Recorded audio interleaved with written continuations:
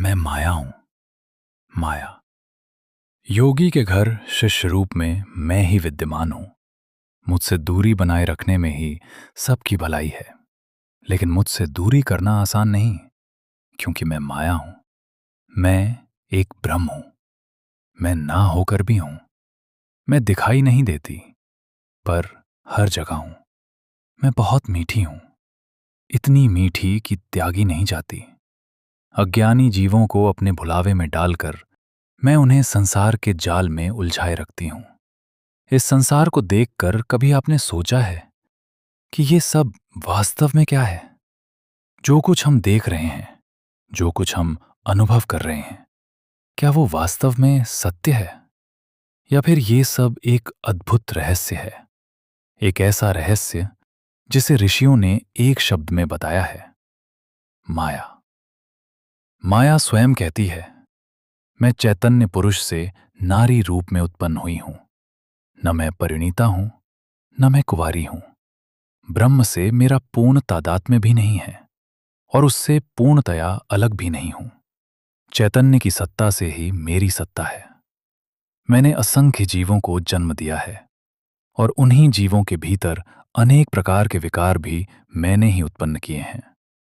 मैं युवाओं को कभी नहीं छोड़ती, फिर भी मैं अखंड हूं। मेरा भोग कोई नहीं कर सकता। सिर्फ भोग का एक मिथ्या एहसास होता है। मेरा जीवात्मा से वास्तविक संबंध कभी होता ही नहीं। इसलिए मैं सदा अकेली हूं। न मेरा पीहर है, न ससुराल, न इहलोक, न परलोक। मैं ईश्वर की तरह सर्वत्र व्याप्त हूं, लेकिन चैतन्य पुरुष के अंगों को मैं स्पर्श नहीं कर सकती। मैं माया हूं। माया। माया और योग माया का अंतर। माया और योग माया दोनों ही भगवान की शक्तियां हैं, लेकिन दोनों की प्रकृति अलग है। योग माया क्या है? योग माया भगवान की अंतरम शक्ति है। भगवान जो भी दिव्य कार्य करते हैं, जो भी लीला करते हैं, वो सब योग माया के माध्यम से ही होता है।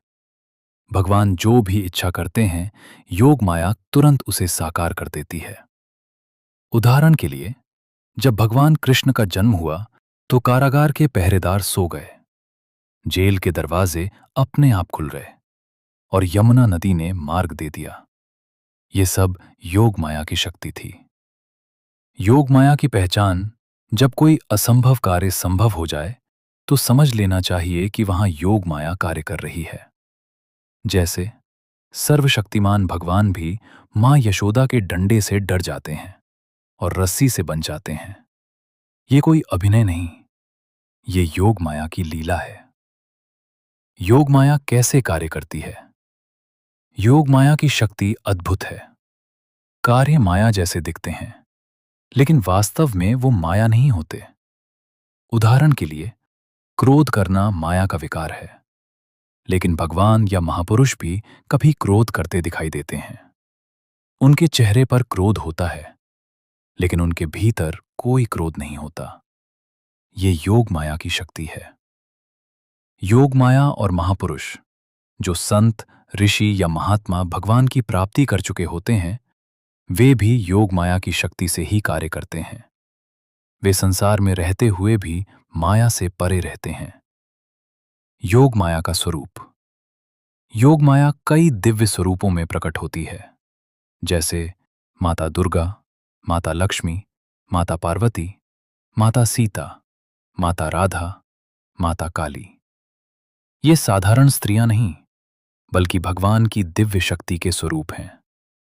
योग माया किसी भी रूप को धारण कर सकती है, स्त्री का, पुरुष का या निराकार रूप का।